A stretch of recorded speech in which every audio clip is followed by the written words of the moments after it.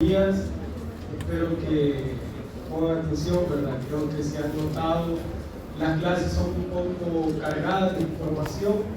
Si ustedes se pueden hacer un juego mental, se van a dar cuenta que toda esta cuestión de bacteriología es como estudiar a un ejército de enemigos. Cada enemigo es distinto, tiene diferentes armas, diferentes características, diferentes tamaños, algunos chiquitos, algunos grandes, unos más bravos, otros menos bravos. Entonces, tantas características de golpe, se lo digo por experiencia propia, tengan cuidado al estudiarlas, porque en el parcial les van a preguntar quién produce la toxina botulínica y pueden escribir que es Staphylococcus aureus, porque lo vieron en las mismas 2 horas de clase. Entonces, traten de estudiar cada clase por separado y hacerlo a conciencia. No son temas complicados, pero sí, digamos que es bastante conocimiento, más cuando uno lo ve por primera vez. Vamos a ver ahora la clase de cocos gram positivos. Cuando yo les digo cocos, o al menos cuando a mí me decían cocos, porque yo estaba llevando transmisible a uno, lo primero que se me venía a la mente, yo que soy de Sonsonate, son los cocos. Y efectivamente es una buena alegoría, son células esféricas.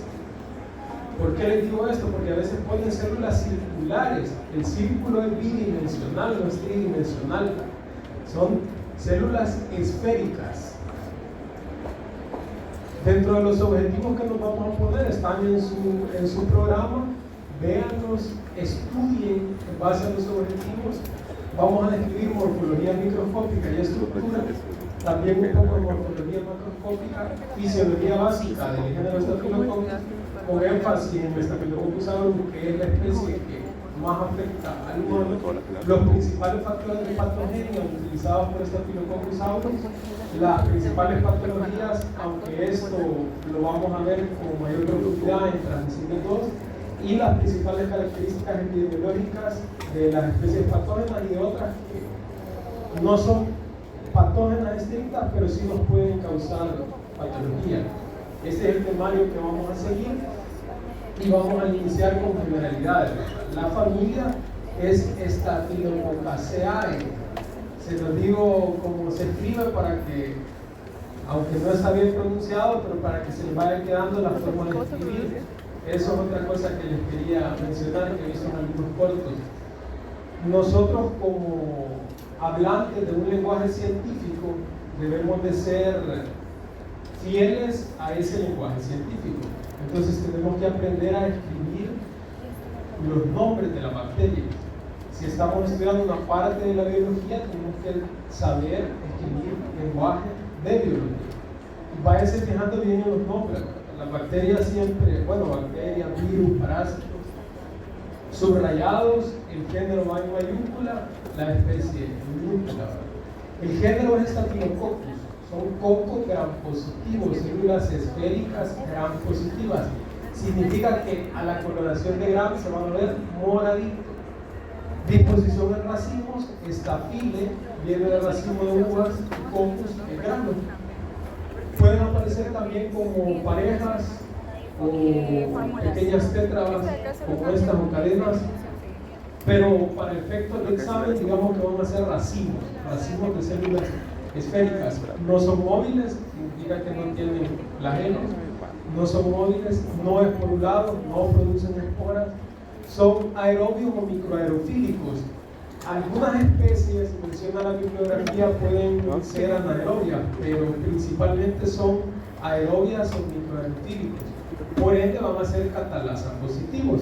Si una bacteria utiliza el oxígeno como forma de respiración, pues tiene que saber manejar las especies reactivas de oxígeno y tener catalasa. Son catalasa positivos. Coagulasa positivo, solo Staphylococcus aureus, va a ser una de las cosas que lo va a diferenciar de las otras especies del género.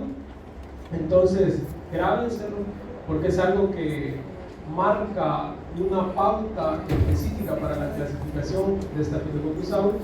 Son mesófilos, o sea, crecen principalmente a temperatura corporal humana 37, 36 más o menos 1. Son halófilos, pueden crecer en medios con alto contenido de sal. Hay algunos medios de cultivo que se utilizan para diferenciar, por ejemplo, Staphylococcus aureus, Staphylococcus epidermidis, como el agar bonito del sal, que tienen bastante contenido de sal. Muchos de ellos son parte de la microbiota, ya sea son transitorios, como en algunas personas que tienen Staphylococcus aureus en las narinas y son portadores asintomáticos. Otras especies sí son parte de la microbiota, como Staphylococcus epidermidis. ¿Por qué es importante esto? Porque van a ser bacterias que nos vamos a encontrar día a día portándolas nosotros como trabajadores de la salud y portándolas los pacientes. Entonces, a la hora de manejar a un paciente son las cosas que tenemos que tener en cuenta para saber qué acciones tomar y prevenir, ya sea el paso de una bacteria de un paciente a otro o de nosotros al paciente. Las colonias, pues ya vimos algunos cultivos de Staphylococcus aureus en el laboratorio, si mal no recuerdo fue en el 2, me parece. Se ven así, ¿verdad? Específicamente el Staphylococcus aureus tiene ciertos pigmentos carotenoides que lo hacen ver amarillo, por eso aureus, que viene de oro. Son colonias redondas, lisas, elevadas, brillantes, bordes definidos, y si están en agar sangre, el Staphylococcus aureus puede producir hemólisis, que es este halo que se ve acá. Este es un agar sangre y este es un halo de hemólisis. Eso significa que ha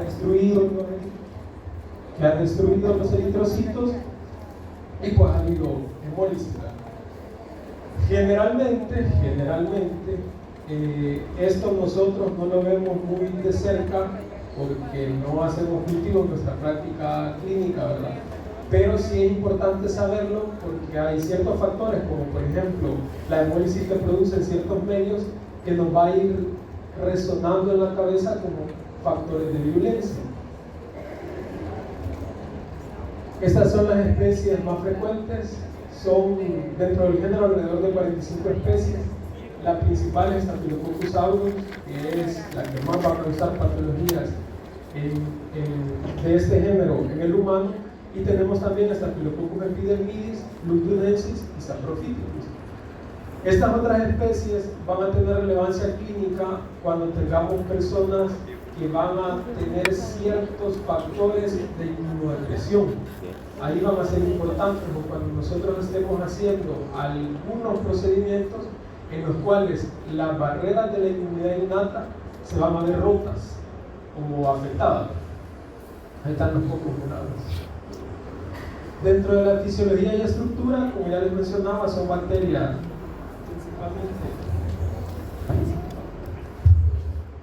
principalmente es aerobio. Van a tener cierta estructura, digámoslo, va a tener cierta estructura típica dentro del género. Van a presentar cápsula. Yo recuerdo que una de las preguntas que se les decía en el manual es que hablaran sobre los tipos de cápsula. Estaba el glicocáliz, que podía ser de dos maneras, digámoslo así.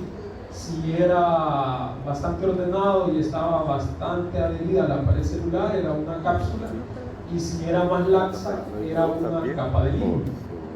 Dentro de Staphylococcus, específicamente Staphylococcus aureus, vamos a tener cápsulas, pero va a ser más parecido a una capa de limo. Esto le va a dar cierta ventaja en cuanto a evitar la fagocitosis y también a formar biopelículas en dispositivos que van a ir dentro del cuerpo, como catéteres o válvulas o prótesis valvulares, en el caso de las prótesis valvulares cardíacas. Esta cápsula va a estar compuesta principalmente por polisacáridos, a diferencia de otras bacterias como las que nos acaba de mencionar la doctora Andrea, como Bacillus anthracis, que son cápsulas polipeptídicas. La pared celular, como es gram positiva, vamos a tener una considerable capa de peptidoglucano, ácido teicoico y lipoteicoico. El peptidoglucano y el ácido teicoico van a funcionar como estimuladores de la respuesta inmunitaria. Si ustedes se recuerdan, las clases que hemos visto de inmunidad, muchas de las células reconocen este tipo de moléculas como moléculas extrañas, enemigas. Entonces se va a presentar una respuesta inmunitaria contra estas bacterias. Tienen también algo que se llama proteínas de adhesión, como la proteína A. Estas proteínas facilitan a la célula adherirse a ciertos tejidos. Aparte, dentro de su material genético vamos a tener diferentes áreas o material genético extracromosómico como los plasmidos que van a estar relacionados con ciertos factores de virulencia. Transposones también en algunos casos.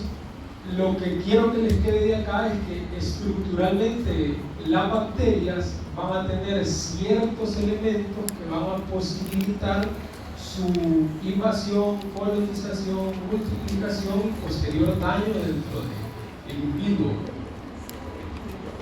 Dentro de los factores de patogenia, los primeros que vamos a ver son, por ejemplo, la cápsula. Dentro de los diferentes serotipos de cápsula, los serotipos 5 y 8 son los que más van a estar relacionados a las especies bacterianas patógenas. Como les decía, van a evitar la fagocitosis y van a favorecer la creación de biopelículas en los dispositivos.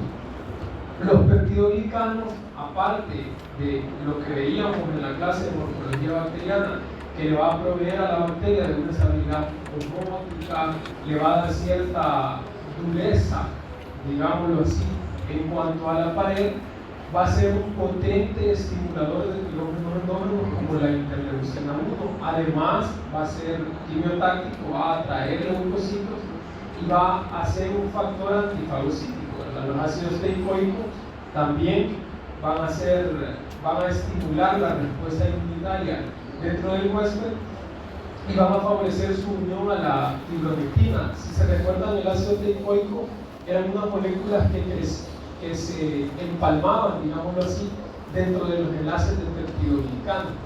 Acá, así, aquí no se ven, pero si se recuerdan de la estructura de la pared celular de los gram positivos. Los MS-CRAM son componentes de superficie bacteriana reconocedores de moléculas de adhesión de matriz. Aunque les suene a trabalenguas, si lo leen detenidamente se van a dar cuenta que son moléculas que posibilitan a la bacteria la adhesión a ciertos tejidos. Una de ellas es la proteína A. Aparte de la adhesión a ciertos tejidos, algunas de estas moléculas, como la proteína A, le van a dar ciertas herramientas para eludir al sistema inmunitario. Por ejemplo, esta se une a la fracción cristalizable de la interleucina G y eso de cierta manera evita la oxonización por estos anticuerpos y una disminución en la actividad de moléculas como por ejemplo el complemento, evitando la oxonización. También tenemos el factor de aglutinación, que es un factor que tiene una actividad parecida a una de las enzimas que tiene este precursor, que es la coagulasa, que va a favorecer la formación de grumos de esta bacteria, lo que le va a dar una gran resistencia a su diseminación hematógena, para que pueda migrar de tejidos periféricos, vías sanguíneas, hacia otros tejidos como válvulas cardíacas. Tenemos también las enzimas.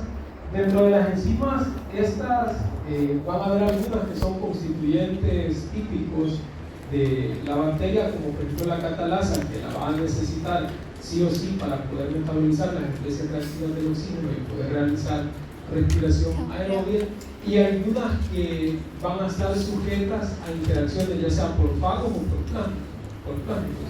La coagulasa, que esta va a favorecer la coagulación del plasma y le va a proveer a la bacteria de una capa, digámoslo así, en la cual se van a poder adherir múltiples partículas bacterianas y formar grumos. Estos grumos aumentan el éxito en cuanto a la diseminación. Hay otras enzimas, como por ejemplo la hialuronidasa, que se conocen también como factor de invasión. ¿Por qué? la hialuronidasa permite romper o degradar, digámoslo así, los ácidos hialurónicos que se pueden encontrar dentro de fibras de colágeno en la piel, y esto va a permitir a la bacteria introducirse en tejidos epidérmicos, principalmente hidérmicos, para iniciar ciertos procesos infecciosos. La fibromicina va a disolver coágulos, lo que le va a posibilitar a la bacteria, cuando esté, digámoslo así, formando grumos en su diseminación hematógena, que cuando llegue a los tejidos periféricos pueda disolver esos grumos y volver ya como partículas bacterianas aisladas. Tienen también lipasas, destruyen lípidos. Esto tiene mucho que ver en su patogenia a la hora de la invasión de los tejidos, porque muchas de las barreras que nosotros tenemos en el epidermis o en la dermis están constituidas por ácido graso, por lípidos. Entonces, si la bacteria tiene la posibilidad de romperlos, va a ser más fácil su ingreso a estos tejidos que no las tenga. De ahí vienen las toxinas. Staphylococcus, principalmente Staphylococcus aureus, es una bacteria que ocasiona muchas patologías por medio de toxinas. La doctora Andrea les preguntaba a ustedes si consideran que es importante dar tratamiento para la bacteria en sí cuando la enfermedad es producida por la toxina. Es una pregunta capciosa, pero si ustedes lo analizan bien es fundamental. Van a haber enfermedades en las cuales no vamos a tener a la bacteria, sino que solo va a estar actuando la toxina, y nosotros como que si somos ciegos dando antibiótico, y eso no va a hacer nada. Van a haber otras en las que va a estar actuando la bacteria y las toxinas, en las cuales sí va a ser importante tratar a la bacteria para evitar que se siga produciendo las toxinas y que se dé la agresión. Dentro de las toxinas más importantes que tiene Staphylococcus aureus están las hemolicinas. Las hemolicinas son toxinas, proteínas, pónganlo ahí entre paréntesis, proteínas, que van a tener una función de lisis de eritrocitos, o sea, van a destruir los eritrocitos. La destrucción de los eritrocitos por medio de estas hemolicinas va a estar regulada por muchos mecanismos. Dentro de ellas, la alfa, la beta y la delta van a estar focalizadas principalmente en eritrocitos. En cambio, la gamma puede tener actividad contra leucocitos. Entonces, aunque sea una hemolicina, se conoce también como leucocidina, o sea, destructora de leucocitos. Esto es importante porque si nosotros hacemos memoria, cuando el sistema inmunológico responde ante una agresión, una de las primeras células, de las más importantes que llegan al sitio de la infección, son los leucocitos. Entonces, si tenemos una bacteria que tiene una enzima que destruye los leucocitos, vamos a entender por qué es que en algunas ocasiones este tipo de infecciones causadas por estas bacterias son extremadamente difíciles de controlar. ¿Cómo actúan estas leucocidinas? Forman poros en la membrana de los leucocitos y los destruyen. La hemolicina gamma tiene dos componentes, el componente S y el componente F. Hay un cuadrito después donde está resumido, ahí lo pueden estudiar. Como les decía la doctora Andrea, no es que se aprendan todo de memoria, pero que al menos tengan la idea de cómo es que actúa cada una de las toxinas y por qué es importante dependiendo de la enfermedad que causa. Otra de las leucocinas importantes que tiene Staphylococcus aureus es la leucocina de Phantom Valentine. Esta es extremadamente fuerte, es una de las que más interviene dentro del daño que entabla Staphylococcus aureus contra los leucocitos. Es una de las toxinas más potentes que tiene la Staphylococcus aureus y de las que más daño causa a las células del sistema inmunitario. Tenemos también las toxinas exfoliativas. De estas hay dos tipos, la A y la B. Las toxinas exfoliativas van a ir a actuar a las uniones del estrato granuloso del epidermis. Si se recuerdan, en el epidermis teníamos 7 capas. El más, digámoslo así, inferior sería el estrato germinativo, podríamos decir, es donde están las células que van a pasar a formar a ser los keratocitos módulos. y un par de estratos arriba, el estrato granuloso. Este estrato es donde todavía tenemos ciertas uniones celulares, que son las que le dan la estabilidad a la epidermis. Estas toxinas, las toxinas exfoliativas, van a ir a atacar esas uniones de ese estrato granuloso, van a romper las uniones y las células de ese estrato se van a separar. Entonces vamos a tener nosotros macroscópicamente como que si fuera una quemada. Ustedes ven que cuando uno se ha quemado, se hace una ampolla y se ve la parte externa de la epidermis como una telita que pierde su adhesión al estrato dérmico. Exactamente igual. Hay algo que van a ver ustedes en años posteriores que se llama signo de Mikulski. Es que cuando uno toca esas ampollas, la piel se mueve como que si fuera un papel de arroz. Es por eso, porque estas toxinas han ido a romper esas uniones de las células del estrato granuloso y pues se ha dañado ese estrato. Otra de las toxinas importantes que tenemos son las enterotoxinas. Las enterotoxinas dentro de Staphylococcus aureus son las principales causantes de intoxicación alimentaria. Las intoxicaciones alimentarias que se presentan por toxinas de Staphylococcus aureus no están relacionadas al consumo en sí de la bacteria, sino que están relacionadas con la presencia de estas enterotoxinas. Hay una de estas enterotoxinas que es termoresistente. Significa que si nosotros tenemos un alimento y lo calentamos, puede resistir ese calentamiento. Si ustedes se recuerdan, la mayoría de estas moléculas que tienen actividad son proteínas. Las proteínas por calor se pueden desnaturalizar. Estas proteínas son muy resistentes al calor. Entonces, aunque se caliente, no se destruyen y ocasionan este tipo de enfermedades que se llaman intoxicaciones alimentarias. También tenemos la toxina 1 del síndrome del shock tóxico. Con esta toxina pasa algo bastante interesante.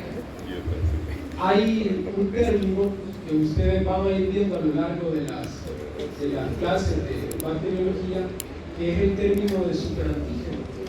Los superantígenos son antígenos extremadamente potentes. ¿Por qué son extremadamente potentes? Porque estimulan de una manera intensa, digámoslo así, a los linfocitos T, que son las células, si se recuerdan, que van marcando el ritmo de la respuesta inmunitaria, son los grandes directores de esa orquesta. Las enterotoxinas y la toxina 1 del síndrome del shock tóxico son superantígenos, pero esta específicamente es el superantígeno prototípico. Es una molécula que va a tener una gran afinidad por el complejo mayor histocompatibilidad tipo 2, que va a presentar antígenos a cuál de los linfocitos T, CD. Acuérdense. Entonces, este superantígeno va a generar una respuesta inmunitaria exageradísima, tan exagerada que va a sumir al paciente o a las pacientes principalmente en un choque tóxico, o sea, en una falla multiorgánica. Allá por los años 90, en Estados Unidos y en algunas partes de Europa, se comenzaron a comercializar los tampones. Los tampones generalmente, los comunes, digámoslo así, se deben de cambiar entre 3, 4 o 5 veces al día. Entonces, por las mujeres que tenían jornadas de trabajo muy largas, las empresas comenzaron a comercializar tampones de larga duración, que según las recomendaciones de la empresa se podían cambiar cada 24 horas. 24 horas es bastante. Yo jamás he podido usar un tampón, pero alguien como estar usando 3-4 horas, imagínense usarlos 24 horas. En estos tampones, y específicamente en esa sopita de sangre que se formaba ahí, ¿verdad?, proliferaban Staphylococcus aureus que estaban en contacto con fagos que llevaban la toxina o la secuencia genética de la toxina 1 del síndrome de choque tóxico y producían esta toxina. Entonces hubo una, digámoslo así, epidemia de casos de síndrome de choque tóxico en mujeres que utilizaban tampones de larga duración en Estados Unidos y en Europa. Una de las cosas que más dificultó su diagnóstico fue que el síndrome de choque tóxico producido por esta toxina no necesitaba la presencia del estafilococo en sangre. Entonces las pacientes hospitalizadas tenían una falla multiorgánica, presentaban mucha sintomatología que parecía ser producida por infecciones de microorganismos, de múltiples microorganismos, pero cuando se les hacían hemocultivos o cultivos de tejidos, salían negativos. Eso se lo digo porque a veces nosotros nos basamos solo en los estudios que mandamos y no es suficiente. Los análisis tienen que ser completos. Cuando comenzaron a pensar en qué podía hacerse, se les ocurrió que podía ser un toxina. Efectivamente, hicieron los estudios pertinentes y en cultivos de sangre vaginal o de secreción vaginal, ahí sí encontraron al malvado estafilococcus, que era el que producía esta toxina y el que daba esta patología.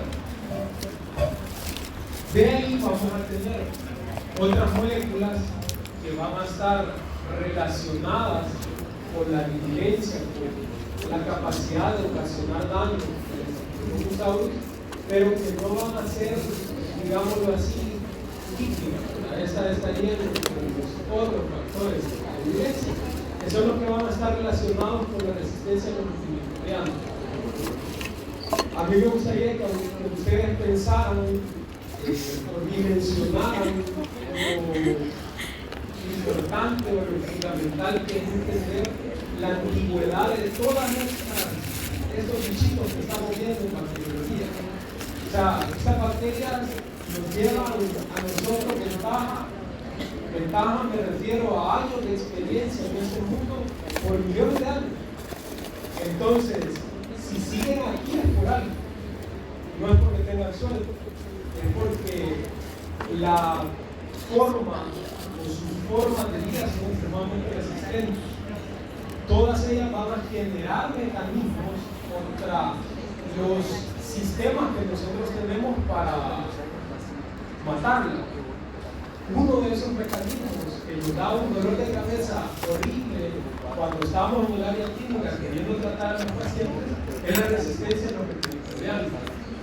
Imagínense ustedes que cuando Alexander Fleming publicó, ya hizo público su descubrimiento de la penicilina allá por los años 40. Todo el mundo creía que las enfermedades se habían curado ya, que ya no había para dónde. Graso error. Las bacterias desarrollaron mecanismos para evitar que estas sustancias químicas las agredieran. Dentro de los mecanismos que tiene Staphylococcus aureus y otras especies del género Staphylococcus, vamos a tener las beta-lactamasas, que como su nombre lo indica, son sustancias que van a degradar el anhídrido beta-lactámico de los antibióticos beta-lactámicos. Estas generalmente están sujetas a control plástico. Significa que pueden ser transferibles de una bacteria a otra bacteria. Van a conferir resistencia a algunos antibióticos, como la penicilina o la piperacilina. Otras de las moléculas, que estas tienen especial relevancia en la resistencia de Staphylococcus aureus a la ampicilina o a la penicilina, es la PB2A, que es la proteína de la penicilina. Yo recuerdo que, no sé si fue la clase de estructura, morfología o estructura bacteriana o de metabolismo, no recuerdo muy bien ahorita, donde se les explicó cómo era la síntesis de peptidoglicano. Hay unas moléculas que son las proteínas de la penicilina que ayudan a ese montaje del peptidoglicano. Entonces, las penicilinas llegan a unirse a estas moléculas y evitan ese montaje de peptidoglicano. Al evitar, pues obviamente la bacteria muere, porque no puede formar su pared celular. Entonces, estos bichitos, como bien inteligentes, sintetizaron estas proteínas que tienen una unión casi nula o muy baja o a moléculas parecidas a penicilina. Entonces, aunque esté presente la sustancia, no se une. Y eso le confiere una gran resistencia a los antibióticos, principalmente en este caso de la TB2A, a la nacilina, a la meticilina y a la oxacilina. Estos estafilococos resistentes a meticilina son los que más causan patologías a nivel intrahospitalario.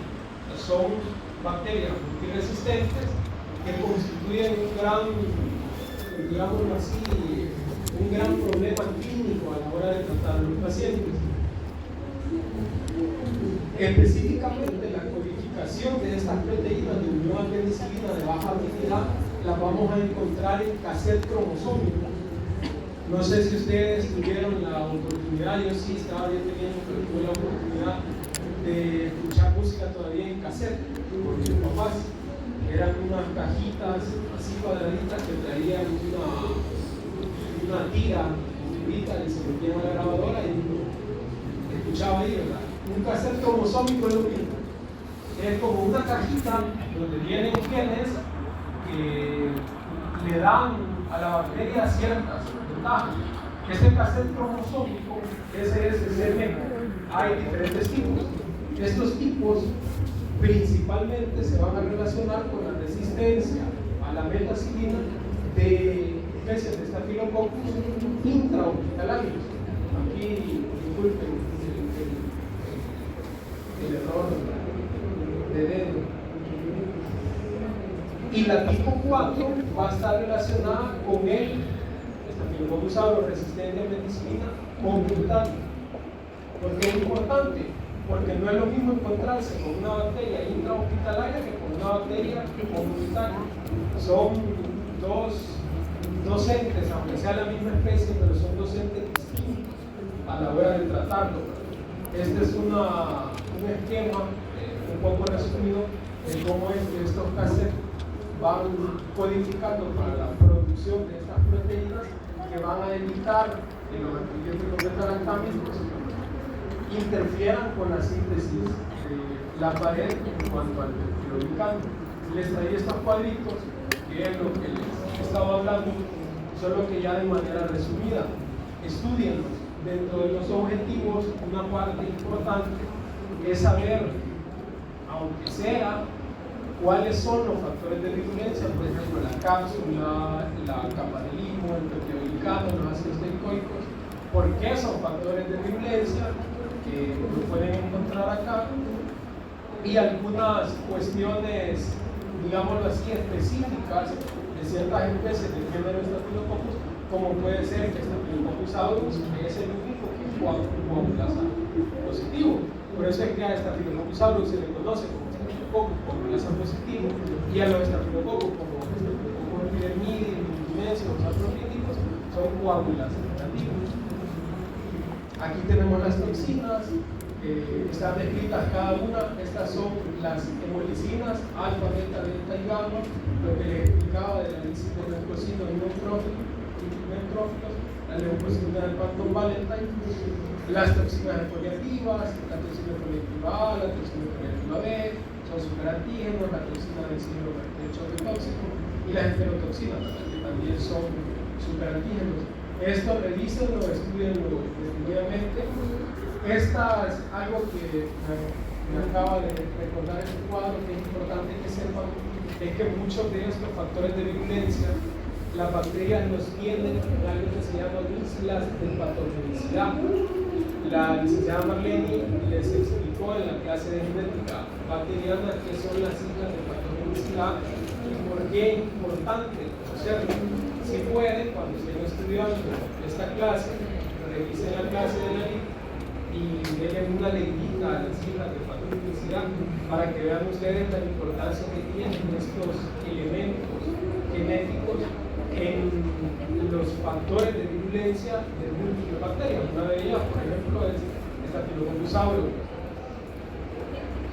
Ya habiéndoles hablado de los factores de virulencia, podemos inferir, digámoslo así, que Staphylococcus aureus puede tener o puede ocasionar, mejor dicho, algunas patologías que van a estar relacionadas con toxinas y otras patologías que van a estar relacionadas con la bacteria en sí y la producción de toxinas.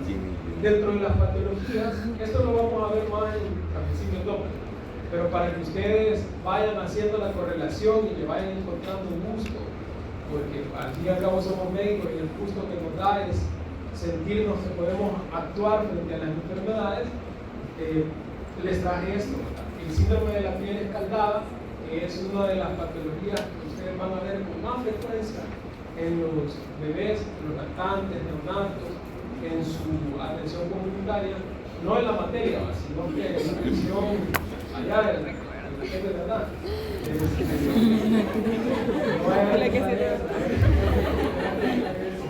El síndrome de la piel escaldada y la elaboración de las toxinas exfoliativas van a destruir esos enlaces del estrato granuloso y van a ocasionar esto.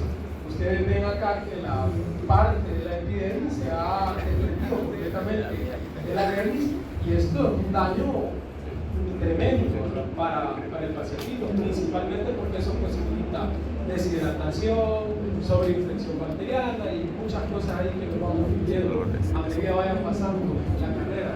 La intoxicación alimentaria, por toxina, esta principalmente se da en alimentos que tienen alto contenido en carbohidratos y proteínas. Hay, dentro de los artículos que consulté para hacer la clase, había un artículo hecho en la Universidad de la UBA de Argentina, Universidad de Buenos Aires, donde explicaba que muchas de las intoxicaciones que se dan por comer comida que no ha mantenido la respiración adecuada, principalmente arroces, maíz o harina de trigo, es por esta toxina, la enterotoxina de Staphylococcus aureus. Staphylococcus aureus coloniza, llega al alimento, ya sea porque nosotros lo andamos cargando y cuando tocamos la comida lo dejamos en la superficie, producen estas enterotoxinas y estas enterotoxinas, como son termoresistentes, no se destruyen al calor, no se destruyen a la desecación o al introducirlas a un microondas o un horno, y cuando nosotros nos comemos esta comida, pues nos produce esa intoxicación alimentaria. Lo típico de esta intoxicación alimentaria es que generalmente se va a presentar entre 1 y 8 horas posteriores a la ingestión de este alimento y generalmente solo va a durar 24 horas. Los síntomas van a ser emesis, vómitos, diarrea, no va a haber fiebre y suelen ser autorresolutivas. Vamos a tener también el síndrome de choque tóxico. Esta es una foto que les traía yo, un poquito impresionante, ¿verdad? Esta es una de las tantas cosas que ocasiona la toxina. Uno del síndrome del choque tóxico es un síndrome parecido al síndrome de Stevens-Johnson o nefrólisis epidérmica tóxica, que es un daño generalizado en la epidermis. Aquí este paciente hay que agregarle también que hay una falla cardíaca, principalmente por pérdida de volumen intravascular, hipotensión, hay tormenta de citoquinas. Es una enfermedad extremadamente compleja y con un índice de mortalidad considerable, alrededor del 10%, producida por toxina. De ahí tenemos algunas enfermedades en las cuales va a estar relacionada la bacteria, obviamente, en este caso el Staphylococcus aureus, y también sus toxinas. O sea, no vayan a pensar que acá el Staphylococcus solo por ser él va a ocasionar estas enfermedades. No, también tienen que ver algunas toxinas y otros factores de virulencia de lo que hemos visto, como por ejemplo el impetio, que esto es bastante común en los niños, es una enfermedad infectocontagiosa, se presenta así, estas ampollitas que pueden tener contenido virulento, algunas veces, generalmente no. En el impetio, el Staphylococcus coloniza la superficie de la piel y algunos productos que vienen, como por ejemplo toxinas exfoliativas favorecen esa creación de esas ampollas y principalmente su multiplicación como bacteria genera esa celulitis, digámoslo así, esa infección en la piel que ocasiona el infectio. La foliculitis, que es un padecimiento común, por ejemplo, las personas que son bien barbadas, a veces cuando se cortan, se rasuran la barba o rasurarse otras partes del cuerpo, como estamos en horario de niños todavía, no se puede mencionar cuáles, puede ocasionar foliculitis. El Staphylococcus aureus puede estar en la piel o en las narinas y haber una contaminación, por ejemplo, de las narinas de la piel y ocasionar foliculitis. La bacteremia y la endocarditis se da por migración de las bacterias. Pueden, por ejemplo, en una cirugía se puede dar una infección cutánea en el sitio quirúrgico, las bacterias migran por vía hematógena hasta las válvulas cardíacas y producir una endocarditis. La osteomielitis es tejido óseo. El forúnculo anthrax, que es lo que les mencionaba la doctora Andrea, que aquí en la literatura a veces utilizan estos términos, el forúnculo anthrax, pero para que ustedes no se confundan, vamos a manejar que el producido por Bacillus anthracis es el cardumen, o al menos a mí así me funcionaba. Yo me lo grabé como cardumen, y el que produce el Staphylococcus aureus, forum. Neumonía y empiema pueden ocasionar, estos son más raros, tienen que ver principalmente con personas que tienen factores de inmunodepresión, más que, digámoslo así, con las patologías típicas que va a ocasionar. La patología típica que ocasiona Staphylococcus aureus es abscesos y posterior forum. El absceso es una infección circunscrita en tejido térmico, en la cual hay producción de pus. El forúnculo son múltiples abscesos que se unen, forman fístulas. Aquí pueden ver ustedes que son varios, y pues es un poquito más complicado. Esa es la lesión típica que va a ocasionar Staphylococcus aureus en una persona X.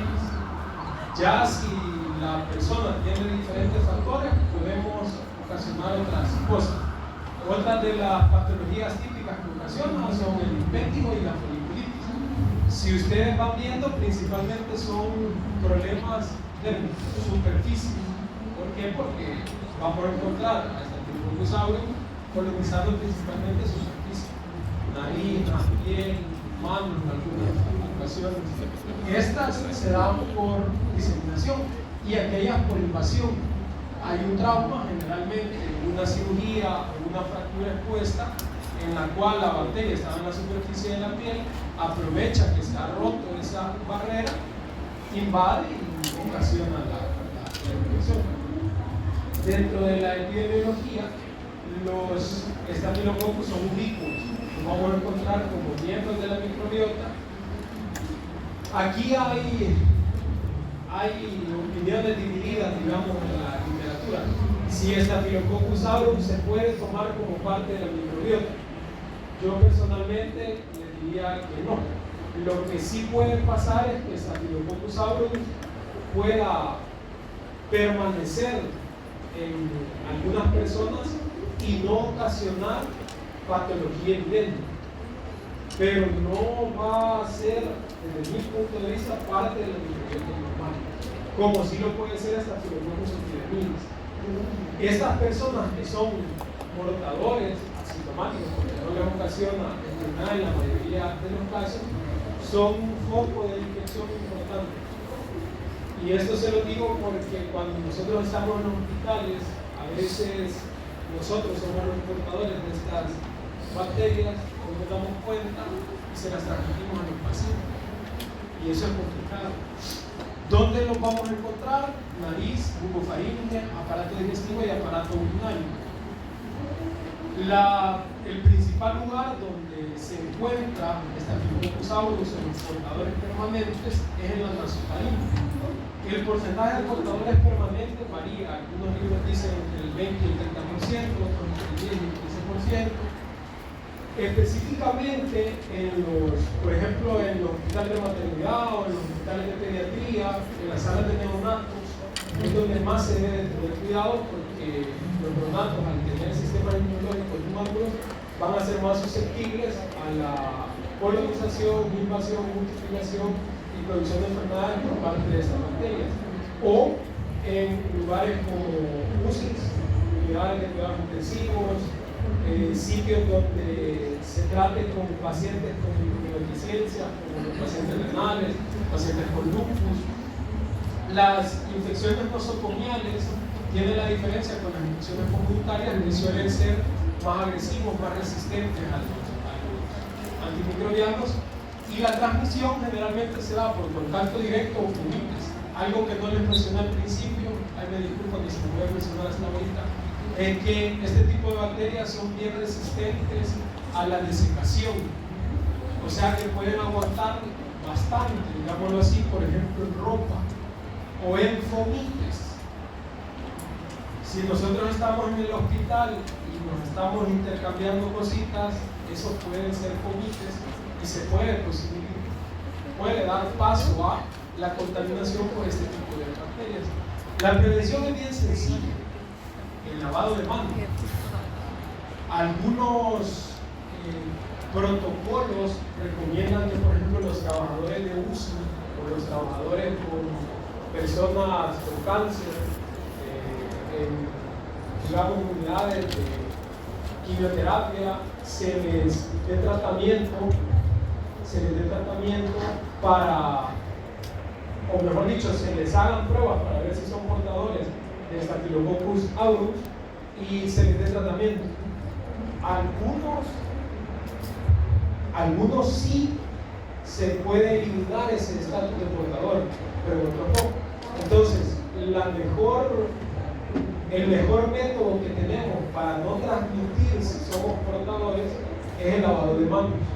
Ustedes van a aprender, y esto vayan acostumbrándose desde ahorita que estamos tratando, si bien es cierto, no con especies que sean extremadamente patógenas, pero siempre tenemos que tener cuidado, siempre tenemos que guardar las medidas de seguridad necesarias en los laboratorios. Hacer una buena limpieza y una buena desinfección de las mesas, de los materiales, lavarse las manos antes y después. Antes por si lo llevamos nosotros, después si lo agarramos allí. El lavado de manos parece sencillo, una vez no le toma mucha importancia, pero es fundamental. Cuando ustedes estén con los pacientes, antes de tocar al paciente, lavarse las manos, después de tocar al paciente, lavarse las manos, hay que ser limpio.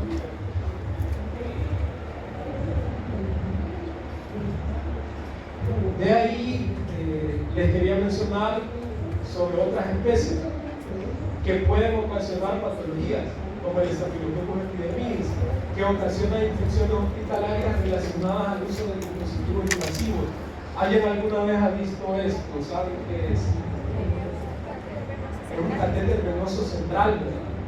En este caso está en la yugular, generalmente se coloca en la vena subclavia, o sea acá, puede colocarse también en la vena femoral, y son una herramienta sumamente importante para la administración de muchos medicamentos en pacientes críticos.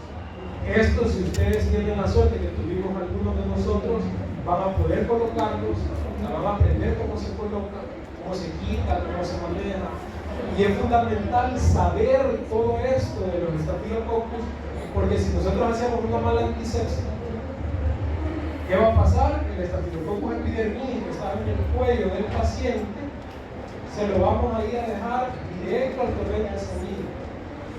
Ya ven por qué es importante aprender las bases para lo que parece ya más complicado y lo que a todos nos pican las manos para tener un catéter. El Staphylococcus epidermidis es el que va a estar más relacionado con este tipo de dispositivos, catéteres de vena, prótesis valvulares, prótesis articulares en el caso de las operaciones de traumatología. El Staphylococcus lugdunensis ocasiona, y es el que está también bastante relacionado con endocarditis y artritis séptica. El lugdunensis se parece mucho, sus factores de virulencia a Staphylococcus aureus, pero es coagulasa negativo y no es, digámoslo así, tan agresivo como sí puede ser Staphylococcus aureus. El Staphylococcus saprophyticus se ha relacionado con infecciones del tracto urinario en mujeres en edad fértil y pues es una de las infecciones que comúnmente en la práctica comunitaria, como no se hace mucho cultivo, no se identifica, pero este sería uno de los principales agentes causales, el Staphylococcus saprophyticus. Algo importante que tienen que saber es que estos Staphylococcus, estas otras especies de Staphylococcus, aparte de Staphylococcus aureus, pueden ser también muy resistentes a antimicrobianos. O sea, no es que estos sean cosas sencillitas, pueden dar problemas considerables. Se estudia más Staphylococcus aureus porque es el principal y porque es como el niño símbolo de este género. Espero que les haya servido la clase. Estudien para comunitarias y al fin y al cabo es una materia que tenemos que pasar. Pero también estudien esto porque esto sí es fundamental. Ahí voy a pasar